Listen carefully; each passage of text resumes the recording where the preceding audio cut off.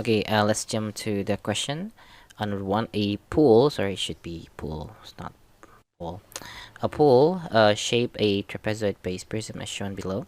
A water pipe that runs water with the depth of 10 liter per second will be used to fill the pool. Calculate how much time the pipe needs to fill the pool until it's full. Okay, so when we're talking about water, means that we will talk about volume. Okay, so because it says that see, we have like 10 liter here.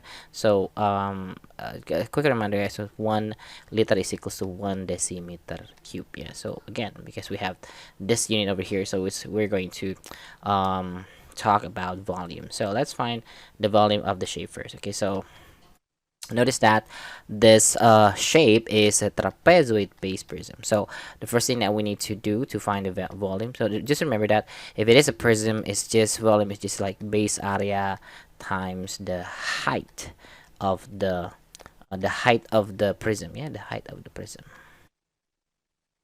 Okay, so first determine which one is the base. So be very careful with this one. So most of the time students make mistake when they pick the base. Okay, because it's said in here it's trapezoid base prism, so you find a trapezoid. Where is the trapezoid? Then that is going to be our base. Okay, so the trapezoid is over here, right? Oh, sorry, over, sorry, my writing was bad. Okay, so it should be over here, right?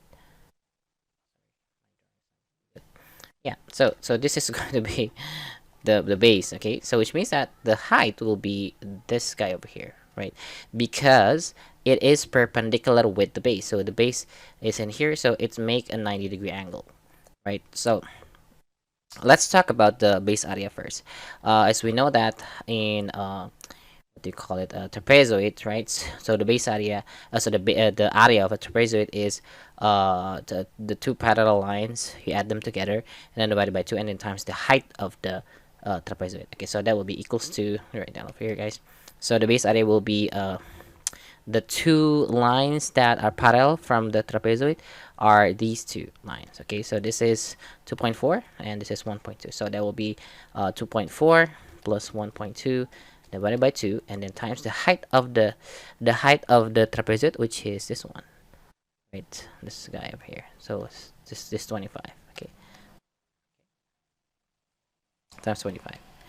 Okay, so that's the base area, and then you multiply that with the height of the prism, which is this one. That'll be just 8. Okay, so you can use the calculator to find the result.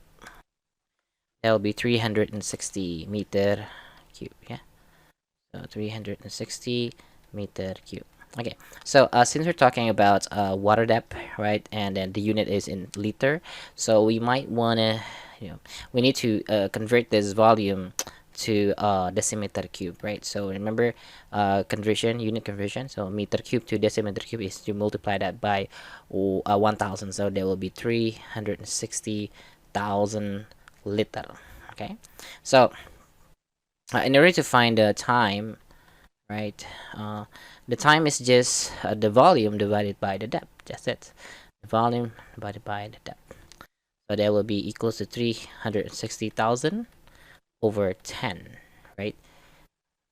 That will be equals to 36000 in second. Yeah. So just remember, guys, that the unit is going to be very, very important over here, because we can actually convert this into other units, right? Because it said for this one is 10 liter per second, right? This is 10 liter per second. This is in liter, right? So that will be in second. Okay, so we can actually change this into minutes or hour, right? If you want to change it into minutes, so just divide this by 60, like 36000 divided by 60. You can cancel this, right? You can cancel also this. That will be 600 minutes, sorry. Or if you want to convert this into hours, you can divide this by 60 again. So 600 divided by 60, that will be equals to 10 hours. Okay, next question, number 2. A dome shape half of a sphere will be painted on the outside. The outer diameter of the dome is 14 meters. If the cost to paint the dome is to 20,000 rupiah per meter square, how much will the cost to paint the dome? Okay, so remember that we have actually the what do you call the formula for the surface area of a sphere, right? Because we're talking about in here we're like per meter square, right? So this is actually a keyword for you to know which one are you going to calculate, whether it is the volume or it is the area or surface area, right? So for this case, we're going to use the surface area because we want to paint something, right? So we want to paint something. I mean, like most of the time, we're going to talk about the surface area. Okay, so in here we have the half of sphere. So which means that the surface area of this half sphere is just half of a full sphere. So a full sphere has a surface area of 4 pi r square. Right, so this is in full sphere, but because this is half of it, so you multiply that with half. Okay, so we can actually simplify this. This will be 2 pi r square. Okay, so the next thing that we need to do is to substitute the value of r, because we actually have the diameter, right? So the outer diameter of the dome is 14 meters. So if the diameter is equals to 14 meters, then the radius is equals to 7, because radius is basically only half of the diameter. Okay, so and to make the calculation easy, I'm gonna use the pi is equals to 22/7. Okay, actually you can use actually you shouldn't use this one if there's no information given. Just use the one that you have in the calculator. But I mean, to make it easy, to make it simple, I will use this value of pi. Okay, so that will be equals to 2 times 22/7 times the radius, which is the 7. So that will be 7 times 7, right? I'm gonna write down that's just 7 times 7, because to make it easier to calculate that. So I'm gonna use 7 times 7, 7 square, 7 times. Okay, so I can actually cancel this, right? So that will be just 2 times 22, which is 44, and then 44 times 7, that will be equals to 308. Yes, 308 equals to 308 meter square. Is it? Yeah, meter square. Okay. So that's the surface area. So how much will the cost to be paid to paint the dome? Because we know that the cost per meter square is this guy over here, right? So which means that the total cost will be just multiplying the surface area with that price. So total cost will be equals to 308 meter square multiplied by RP rupiah, I mean, to 20,000. So 308 times 20,000, it'll be equals to 6,160,000. So it equals to RP 6,160,000 rupiah. Okay, number 3, given a circle shown below, calculate the value of x. So the x is not it's not this x, right? So the x is this x over here. So this is the angle. Okay, so just remember, guys, a couple of theory that we have.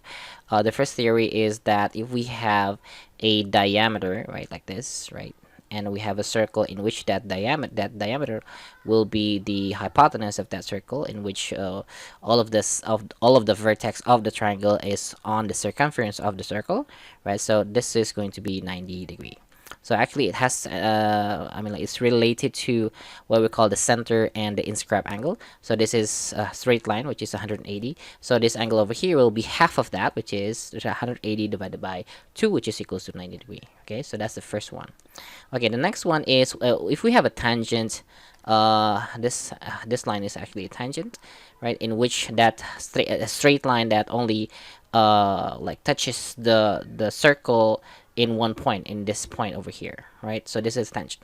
So if you draw a radius from from the center point to that line, to that intersection point from the tangent, that will be also 90 degree angle. So this is going to be 90 degree. Okay, so in here we have this one over here is 30 degrees. This is 30, right? Since we know that this is a 90 degree angle, so this is going to be if I write down this is the value of y, so if I add 30 with y, that will be equals to 90, right? So 30 plus y equals to 90 degree. So which means that the y is just like 90 minus 30, so the y is equals to 60 degrees. So this is going to be the angle over here. Okay, so the one that's being asked is this angle over here. So if you can see that we have actually a triangle again over here. So I'm going to draw the triangle. So the triangle is like 1, 2, 3 over here, right? That triangle over here. If I put it, if I put that, move it over here. So this guy is 90 degree, right? This one over here, and the one that we are looking for. And then we know that the angle over here is the y, right, which is the 60. So again, and then we have another triangle, right? And we know that the sum of the angles of a triangle is 180 degrees. So if this is x, right, so it means that if I add all of these three all of that three angles, that will be equals to 180 degree. Okay, so if I write down another equation, that will be x plus 60 from here plus plus 90 from here, that will be equals to 180 degrees. So just x equals to 180, and then minus 60, and then there's 90, so x equals to 30 degree. Okay, so that is going to be, no, you don't have to write down the degree actually, because we have actually had the degree in here. Okay, so that is the value of x. Okay, given that the length of xy is 10, so I'm going to resolve them. xy is this guy over here, right? It's 10, so I'm going to write down actually over here, guys. So this is 10 centimeter, and we have the value of sine 60 degrees, this one, and cosine this one. Use this information to calculate the diameter of the circle. Okay, diameter of the circle is actually this line over here, in which it is this guy over here, right? So we can actually use the angle here for this 60 degree angle, right? So just remember, we have the soh chahtua. If you still remember the what do you call it, the trigonometry, the soh chahtua, right? And then find the connection between the angle that is the angle that and the side that we are going to find. Okay, so we have because in here the information given is for the angle of 60, so let's just focus on that 60 degree angle. So I'm gonna erase this. Okay, so if this is 60 degree, right, and we're focusing on that angle, so which means that this is going to be the hypotenuse. Just remember, guys, in front of the 90 degree angle, it always be the hypotenuse, right? And then in front of the angle that we're going to use, which is a 60, right, that will be the opposite, and this one is going to be the hypotenuse, right?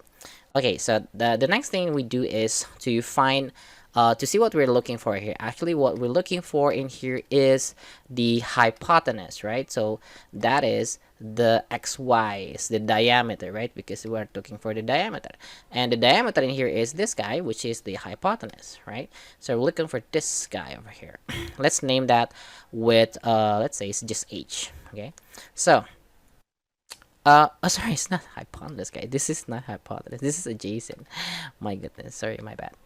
Okay, and then the next thing that we're going to find is that we need to make a connection between the information that is given from the question, or the one that we have found, to the one that we're looking for. We're looking for the value of the hypotenuse, and then we have the value of the adjacent and the angle here, right? So just make a connection between those three. We have adjacent and hypotenuse, so which means that we're going to use the cha, right? Cha means cosine A and H. A means adjacent. This is for adjacent, this guy, and H is for hypotenuse, right? So we're going to use those two. Okay, so write down the formula. So that will be cosine theta equals to adjacent over hypotenuse, right? The theta is actually the angle. So the angle that we have is 60 degree. So that will be cosine 60 degree equals to the adjacent is 10. So just write down 10. Let's use the what they call it, the unit liter, and then the hypotenuse is just h. Okay, that is the one that we're looking for.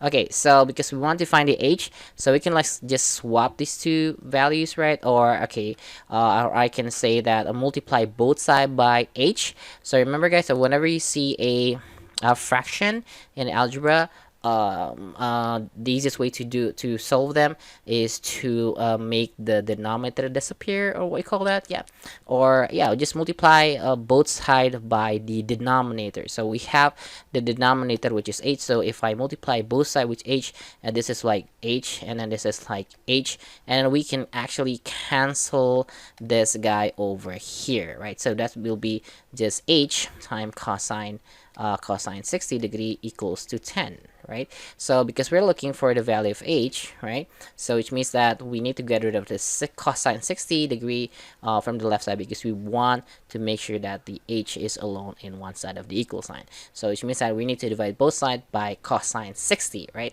So I will get h equals to 10 divided by cosine 60 degree, right?